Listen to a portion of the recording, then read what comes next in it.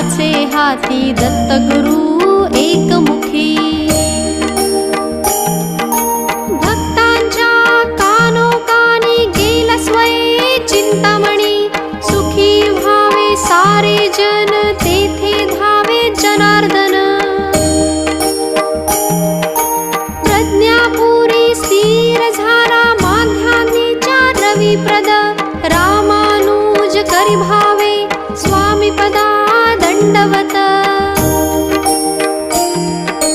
Shri Swami